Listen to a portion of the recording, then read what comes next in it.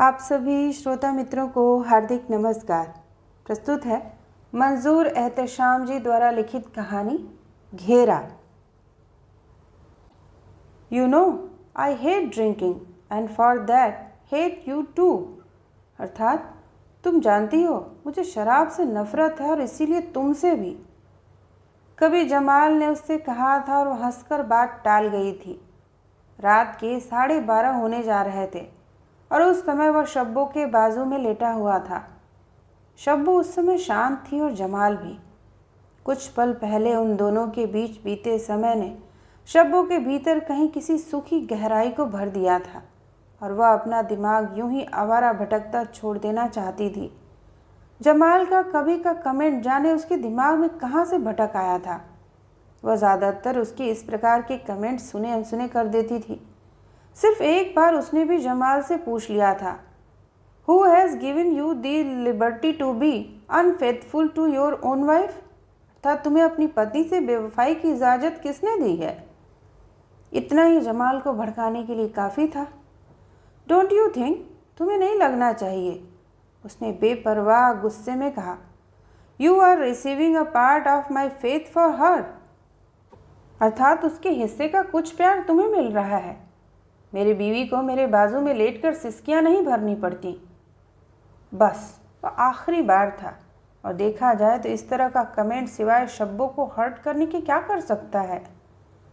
रहीम साहब उसके पति के बाजू में लेटकर रात रात जागना या सिसकियां भरना तो शब्बों का मुकद्दर था, लेकिन जमाल का भी क्या किया जा सकता है। उसे मेडअप औरतों से नफरत और शिकार से दीवानगी की हद तक इश्क है। रियासत के पुराने जागीरदार होने के नाते उसके ख़ानदान की आज भी शहर में ख़ास इज्जत है, लेकिन यह क्या पागलपन हुआ कि शिकार पर जो जो पाबंदी बढ़ती जाती है उतना ही उसका शौक़ भी। उसकी जीप क्या बिल्कुल अजायब घर है। राइफलों से लेकर शिकार किया जानवर सब कुछ बहुत आसानी से छिपाए जा सकते हैं। रही बात मेकअप किए औरतों की, तो वह अपनी पत्नी तक को मेकअप नहीं करने देता। कपड़े कीमती से कीमती, लेकिन हुक्म था no makeup so no makeup.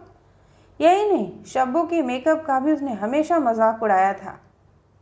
पास ट्रॉली से गिलास उठाकर शब्बों ने सिप किया। रियली नथिंग टू बीट कॉइनॉक। अंदर जैसे नशे के साथ खुशबू भी फैल जाती है। चमेली की महक, मोगरे की सुगंध, गुलाब की भीनी खुशबू, इन सबसे अच्छी कोई खुशबू। जमाल करवट से लेटा पिछली खिड़कियों के बाहर जहां चांदनी फैली थी देख रहा था। आदमकद कांच की खिड़कियों के पर्दे खिंचे हुए थे और अंदर भी रोशनी के नाम पर बाहर फैली चांदनी का अक्सी था। इट्स हाई टाइम, अर्थात बहुत समय हो गया। जमाल ने एकदम चादर बराबर कर बैठते हुए बेड स्टेड के पास का स्विच ऑन किया और कमरे में मरी हुई नीली रोशनी फैल गई। उसके साथ ही बेडरूम का फर्नीचर और वार्डरोब्स की आकृतियां उजागर हो गईं। विक्टोरियन स्टाइल की भारी वार्डरोब्स, राइटिंग चेस्ट, 2 आराम कुर्सियां, एक फुटस्टूल, फर्श का कालीन सुरमई से नीला लगने लगा और शब्बो और जमाल के शरीर ढांकती चादर पर भी जैसे एकदम नील फैल गया।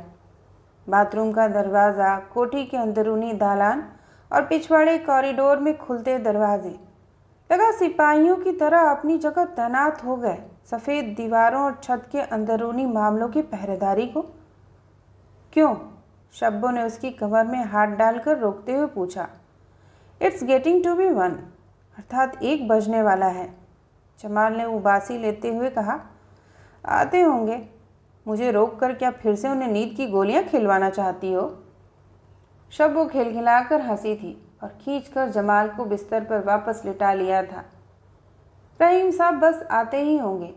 रोज़ महल पर शराब पीते पत्ते खेलते इतना इतना समय बीत जाता है और महल में अब है क्या?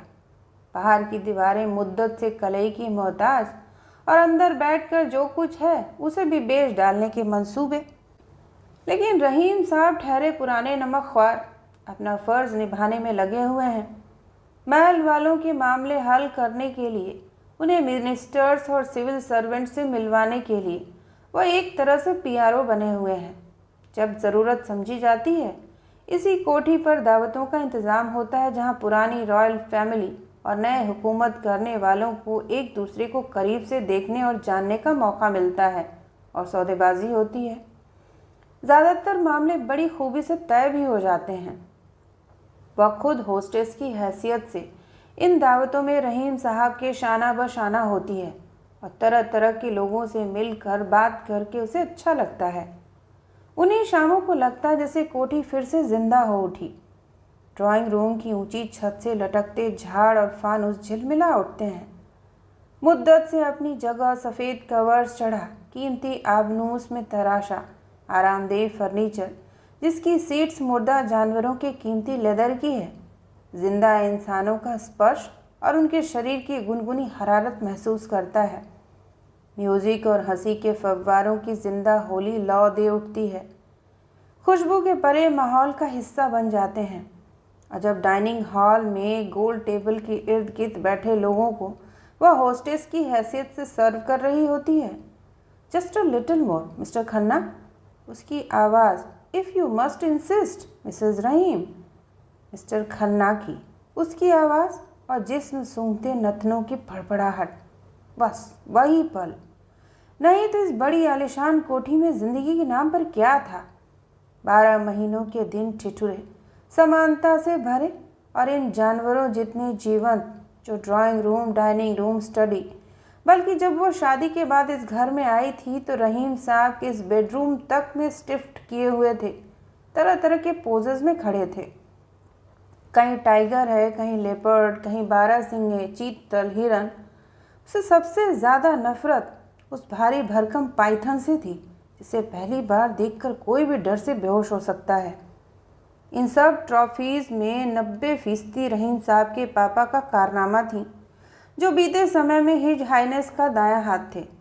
हिज हाइनेस मोहम्मद कलीम यानी रहीम साहब के पापा के मशवरे के बिना कोई बड़ा फैसला नहीं करते थे। रियासत की सर्विसेज में उनका ओहदा सबसे ऊंचा था। रहीम साहब, उनका शौक़ सिर्फ फ़िशिंग तक था और अपनी जवानी में वह उसे पूरा करने के लिए हर साल नेपाल जाया करते थे। अब शब्बों को सोचकर ही हंसी आ गई। अब तो घर में स्टफ किए गए जानवरों और राइफल्स में, जिन्हें रहीम साहब बहुत करीने से अपनी स्टडी में सजा कर रखते हैं, कोई फ़र्क ही नहीं रहा। Both are only pieces of decoration, अर्थात दोनों सिर्फ सजावट की चीज़ बन गई हैं। रहीम साहब को शादी के बाद से आज तक उसने कभी शिकार पर जाते नहीं देखा।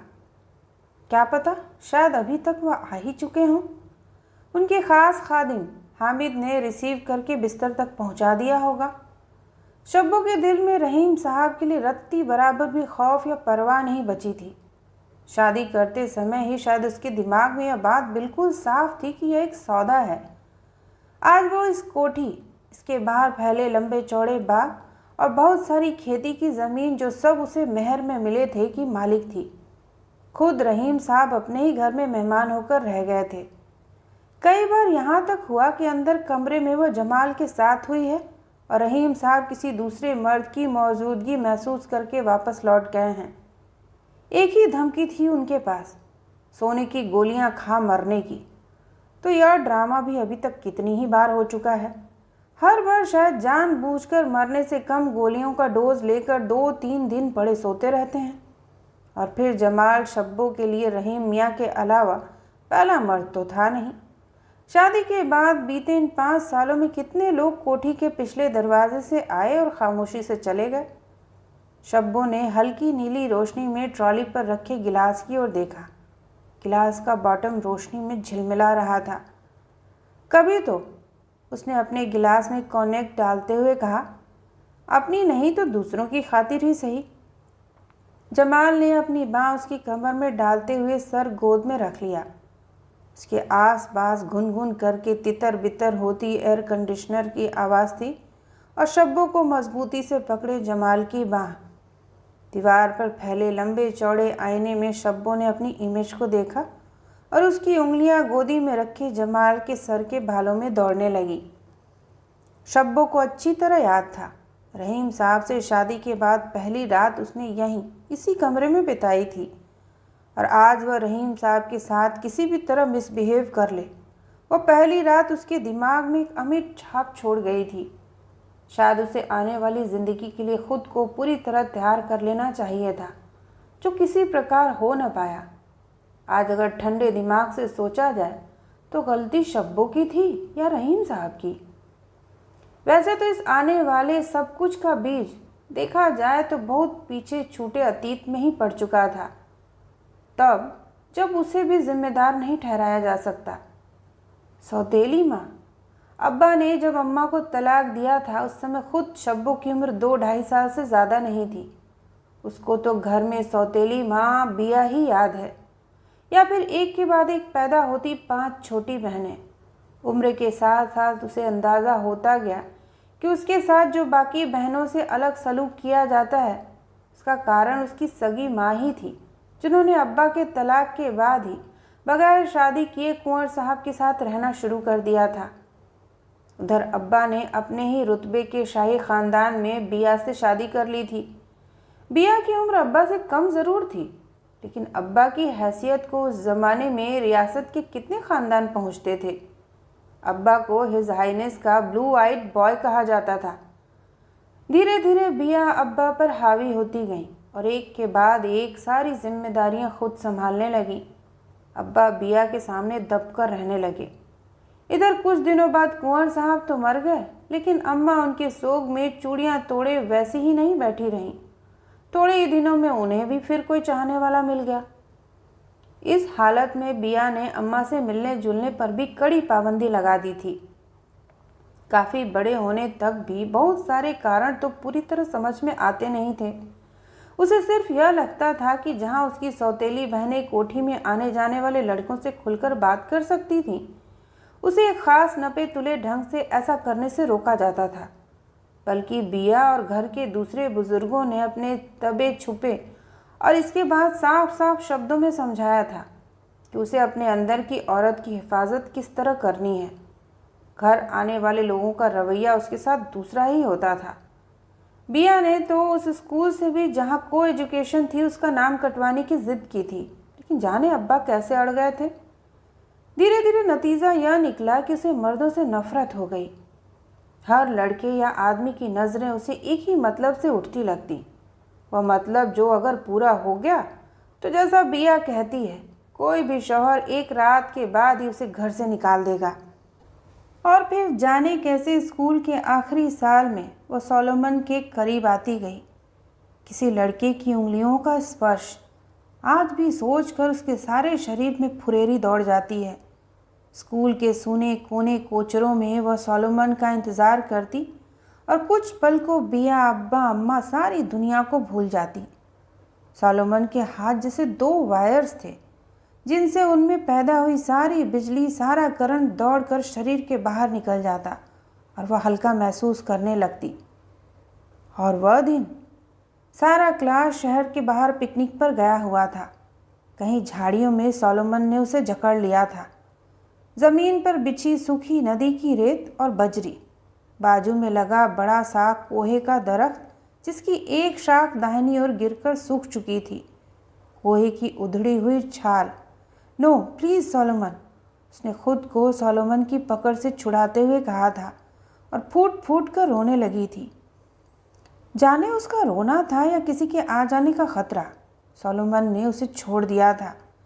फिर लाख कोशिश करने के बाद भी वह सोलोमन को नहीं समझा पाई कि वह किस चीज़ की रक्षा करना चाहती थी। लेकिन सोलोमन ने जब उसे फिर छूना चाहा तो बड़े आत्मविश्वास से उसने उसका हाथ झटक दिया था।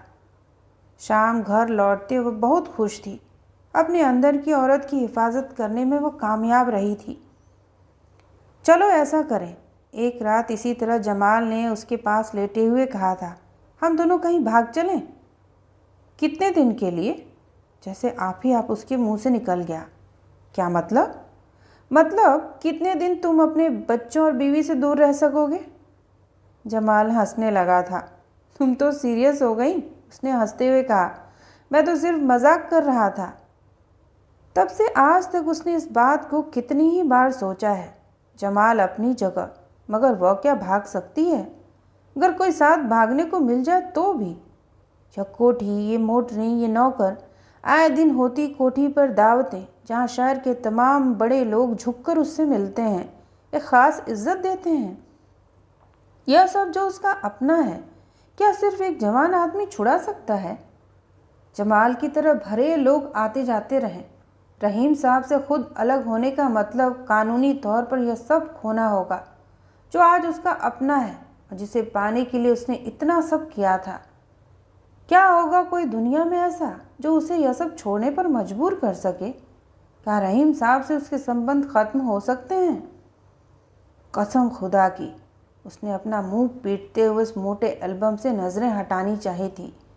तौबा तौबा, ये सब क्या जमा कर रखा है आपने? यह शादी की रात ही हुआ था जब रहीम साहब ने पहली बार उसके सामने ड्रॉर्स का वो चेस्ट खोला था जिसमें एल्बम थे, छुटपुट फोटो, इंसान जानवर जाने क्या क्या। उस रात उनके शराब पीने पर तो उसे ज़रा भी आश्चर्य नहीं हुआ था, क्योंकि खुद अब्बा के साथ रहीम साहब और कुछ दूसरे लोग जिस तरह स्टडी को लॉक करके घंटों अंदर बैठे रहते थे, वो सारा घर जानता था। यह और बात है कि इस टॉपिक पर कभी कोई बात नहीं करता था। और फिर रहीम साहब तो थे ही बुनियादी तौर पर अब्बा के दोस्त, और उम्र में भी उनसे कुछ निकलते हुए ही। सोचकर हंसी आती है कि वर्षों वह रहीम साहब को रहीम अंकल कहा करती थी। कितनी हैरानी में उसके रहीम साहब से शादी करने के फैसले ने सबको हैरानी में डाल दिया था। उस समय वे एल्बम्स और फोटो उसे डाल गए। शादी से पहले ऐसे कुछ फ़ोटो उसने देखे ज़रूर थे, लेकिन जो इस समय सामने था वो उसकी कल्पना शक्ति से भी बाहर था। सिहराने के साथ ही वह तस्वीरें उसको भीतर तक सुलगा भी गईं। क्यों डर गई? रहीम साहब ने उसे लिपटाते हुए कहा था। अरे यह तो कुछ भी नहीं। तुम्हारे अब्बा के ख़जाने का तुम्हें क्या अंदाज़ा होगा? अरे शाहकार हैं उनके पास तो शाहकार। मेरी सारी अच्छी एल्बम्स उनके पास है। ठहरो, तुम्हें एक और मज़े की चीज़ बताएं। उन्होंने गिलास में बची शराब ख़त्म करते हुए कहा, तुम भी लो ना थोड़ी सी। अभी तक जो हुआ वो मात्र परिचय सा था। उसे दिलचस्प लगा था। वह आगे भी जानना चाहने लगी। उसने हाँ कहा तो रहीम साहब ने जिन उड़ेल कर गिलास हाथों में थमा दिया। बेड स्टैंड के सामने टंगे हुए स्क्रीन पर खामोशी से बदलती तस्वीरें थीं। औरतें और मर्द जो उसकी एड़ी से लेकर चोटी तक आग लगा गए। धीमी मटमैली रोशनी में बेचैनी से करवटें बदलती वह बाजू में लेटे रहीम साहब को देख रही थी। चेहरे पर मुस्कुराहट, हाथ में शराब का गिलास और बहुत धीरे धीरे हिलते पैर। उसकी आग जैसी वहाँ कोई तपन, कोई गर्मी नहीं थी। जिनका मज़ा उसे बहुत अच्छा नहीं लगा, फिर भी वह पी गई। स्क्रीन निर्जीव होने के बाद भी वह सारी तस्वीरें एक एक स्लाइड की तरह उसके दिमाग में चकराती रहीं। वह चाह रही थी कि रहीम साहब उसे जला जाती आग में बांट लें। सब कुछ हुआ, लेकिन रहीम साहब उसके अंदर दहके अलाव को बुझाने में नाकाम रहे। उसके अंदर की औरत, I never thought you were such kid. मैंने सोचा भी ना था कि तुम छोटी सी बच्ची हो। उन्होंने खुशी के बजाय हैरानी से कहा, it seems so silly and incredible. अर्थात मुझे यकीन ही नहीं आ रहा। सुबह होने तक एक एक पल उसने जागते हुए काटा और रहीम साहब बाजू में खर्राटे भरते सोते रहे। उसी सुबह रहीम साहब की उससे पहली लड़ाई हुई थी। सिर्फ शादी के 4 महीने बाद ही वह उस कमरे में शिफ्ट हो गए थे जिसमें बाथरूम का दूसरा दरवाज़ा खुलता है। वो जिस तरह चाहती है उन्हें दबाकर रखती है और वह उफ नहीं करते। दोनों के बीच जाने किस चीज़ की शर्त सी बधी हुई है और कोई भी हारने पर रजामंद नहीं लगता। रहीम साहब के कमरे से तालाब का दृश्य बिल्कुल साफ दिखता है। तालाब का दृश्य। मौत से पहले रहीम साहब के पापा रात रात जाग कर तालाब को तकते रहते थे। अब खुद रहीम साहब की बारी है। ये शायद कोई ख़ानदानी बीमारी लगती है। जमाल जा चुका था। टाइम क्लॉक ने अभी अभी 3 का समय बताया था। रहीम साहब महल से आकर कभी के सो चुके होंगे। खुद उस पर कैसी बेचैनी सवार है। विस्की की बोतल खोलकर उसने एक लार्ज पैग बनाया, फ्रिज से सोडा निकाल कर मिक्स किया और एक सिप लेने के बाद कमरे में टहलने लगी। क्या और क्यों उसे परेशान कर रहा है। आगे बढ़कर ड्रॉर्स खोलकर उसने एक एक करके सारे एल्बम निकाले और पन्ने पलटने लगी। सहसा एक एल्बम खोलते ही वह खिलखिलाकर हंस पड़ी।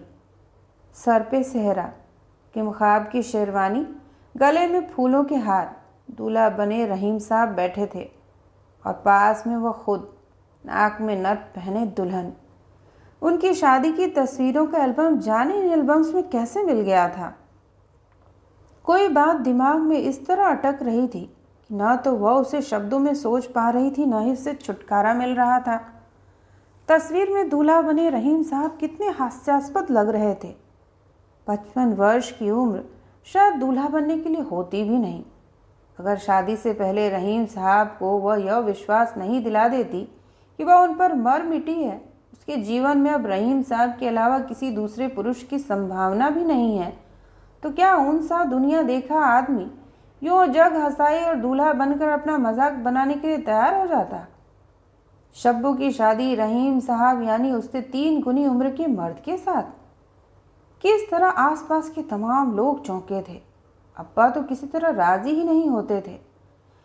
यहाँ भी बिया की समझ ही काम आई और उन्होंने रहीम साहब का ख़ानदान और हैसियत याद दिलाकर अब्बा को तैयार कर लिया। आदमी की उम्र ज़्यादा सही, दूसरी तमाम चीज़ें भी तो देखी जाती हैं। कलूस जैसी लड़की के लिए कैसे रिश्ते आए कौन जानता है।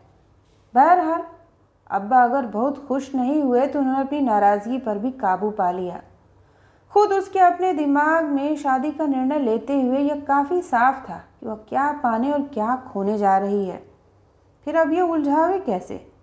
जमाल जमाल जब तक है आगे कोई और हो सकता है, या सिर्फ इत्तेफाक भी हो सकता है कि अभी तक उसकी आँख को बेहतर जमाल ने बांटा है, कल उससे अच्छा भी कोई हो सकता है।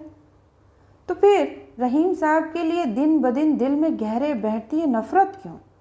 उसने शादी जिस इज्जत और आसानियों के लिए की थी वो आज उसकी है। इस जायदाद और रुतबे की एक सीढ़ी के अलावा रहीम साहब को उसके जीवन में कोई महत्व न था न है। तो फिर यह दुख और निराशा कैसी कि रहीम साहब कभी उसके दूसरों से मिलने पर चीखते चिल्लाते या मारपीट क्यों नहीं करते। यह उम्मीद क्यों कि उन्हें उसके व्यवहार और नहीं तो तकलीफ ही पहुँचे वो गुस्सा ही करें। क्या सचमुच उन दोनों के संबंधों का स्रोत इस हद तक सूख चुका है कि आपस में एक ठंडी लापरवाही के अलावा कुछ नहीं बचा। शुरू में तो फिर भी कभी कभी नींद की गोलियां खा मरने की धमकी होती थी, अब तो इस ओर से उसकी आंखें ही मुंद गई हैं।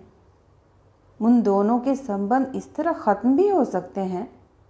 शब्बों के ताने तिश्ने सुनने, जिल्लतें सहते वो कोठी में मौजूद हैं। लगता है उन दोनों के बीच शर्त यही बधी है कि कोठी छोड़कर कौन जाता है या तलाक के लिए पहले कानूनी कार्रवाई कौन करता है। रहीम साहब इस इंतज़ार में है कि यह फैसला खुद शब्बो करे ताकि उन्हें अपनी जायदाद से हाथ न धोना पड़े। अगर वह खुद तलाक देंगे तो ये कोठी और बहुत सारी जायदाद भी शब्बो को मेहर में देनी पड़ेगी। रहीम साहब केवल उस पल के इंतज़ार में है जब शब्बो वह सचमुच यह कोठी छोड़ देगी या वही छोड़ेगी। उसने एक ही घूंट में गिलास खाली करते हुए सोचा, जमाल या किसी के भी साथ यह शर्त बेशक रहीम साहब ही जीतें, खुद उसके लिए यहाँ रह पाना संभव नहीं रहा। कोठी, मोटरें और दुनिया जहान की इज्जत उसे यहाँ रुकने पर मजबूर नहीं कर सकते। वो बहुत ही जल्दी यहाँ से भाग जाएगी। एकदम आवाज़ें आने लगी, बकौल रहीम साहब के मनहूस आवाज़ें। कोठी के पीछे लॉन पर बिल्ला बिल्ली थे। अगर रहीम साहब जागते होते तो हाश हाश करके उन्हें भगाने की कोशिश करते, लेकिन कोठी के एक हिस्से से भगाओ तो ये आवाज़ें दूसरे हिस्से से आने लगती हैं। जितनी देर तक आना होता है आती ही रहती हैं। शब्बो ने गाउन लपेटा और दरवाज़ा खोलकर पिछले कॉरिडोर में निकल आई। कंडीशनर के नपे तुले टेम्परेचर के पश्चात बाहर धीमी धीमी हवा बह रही थी। लॉन में बिछी चांदनी को घने ऊंचे आम का साया अजीब ढंग से 2 हिस्सों में बांट रहा था। दूर तालाब में पिघला पारा हिलकोरे ले रहा था। धुंधलके में एकदम शब्बो को लगा कॉरिडोर में उससे कुछ दूरी पर कोई खामोशी से लॉन में नजरें गड़ाए खड़ा है। घास में दुबकी 2 आकृतियों पर एक बिल्कुल सफ़ेद और दूसरी सफ़ेद पर काले गुल। आंखें फाड़कर देखने के बाद शब्बू ने खुद को विश्वास दिलाने की कोशिश की कि उससे थोड़ी दूरी पर रहीम साहब ही हैं। यूं खामोश और मनहूस आवाज़ें और हाश हाश। एकदम से उसका मन हुआ कि उनके पास जाए और जाकर कहे कि वह कोठी और जायदाद सब छोड़कर जा रही है। सोचते ही उसे थकान का एहसास हुआ और करीब के एक सतून से टिक कर वह खामोशी से लॉन की ओर तकने लगी। दो आवाज़ें एक दूसरे के साथ अजीब लय में ऊंची नीची हो रही थीं। चार कौंधती आंखें, दो फूलते पिचकते शरीर, सफ़ेद आकृति का पेट बिल्कुल लॉन की दूब से सटा हुआ था और काले गुल वाली आकृति लगता था किसी भी पल छलांग लगाकर सफ़ेद आकृति को दबोच लेगी। काले गुल वाले शरीर ने सफ़ेद जिस्म को अपनी नज़र के घेरे में कैद किया हुआ था। आवाज़ें पल बल पल ऊंची होती गईं, यहाँ तक कि सन्नाटा तार तार हो गया और बिजली की लपक के साथ सफ़ेद आकृति काले गुल वाले की जकड़ में थी। कुछ पल एक दूसरे की तिक्का बोटी करने की कोशिश के बाद दोनों जिस्म अलग अलग हो गए। सफ़ेद आकृति थोड़ी दूर जाकर रुक गई। आवाज़ें उभरने का सिलसिला फिर शुरू हो गया। दोनों आकृतियों के बीच एक फासला काले गुल वाले की नज़र का घेरा बना रहा। शब्बू को लगा अगर सफ़ेद शरीर की आकृति इस घेरे से बाहर निकल गई तो फिर काले गुल वाले की पकड़ में नहीं आएगी। सतून से सर टिकाए शब्बू थकी आंखों से काले गुल की कैद में सफ़ेद आकृति को लॉन पर यहाँ वहाँ गुत्थम गुत्था होते देखती रही। रहीम साहब अपनी जगह खड़े थे। इस समय यह अंदाज़ा लगाना मुश्किल था कि उनकी आंखें दूर फैले तालाब पर केंद्रित हैं या लॉन में एक दूसरे से बंधी उन दो आकृतियों पर। शब्बू को खड़े खड़े काफ़ी समय बीत गया था। लॉन पर उभरती डूबती दोनों आवाज़ें आनी बंद हो चुकी थीं, लेकिन लग रहा था कि आसपास फैले विस्तार में अब भी आवाज़ें ही आवाज़ें हैं, ऐसी जिन्हें वह केवल सुन सकती है और महसूस कर सकती है, नाम नहीं दे सकती। रहीम साहब अपनी जगह खड़े थे। सहसा शब्बू को अजीब सा लगा। रहीम साहब और उसके बीच इस समय लगभग उतना ही फासला था जितना काले गुल और सफ़ेद आकृति के बीच। वही नज़र के घेरे की दूरी जिसमें काले गुल वाले ने सफ़ेद आकृति को कैद किया हुआ था। तो यह थी कहानी घेरा। सुनने के लिए आप सभी का धन्यवाद।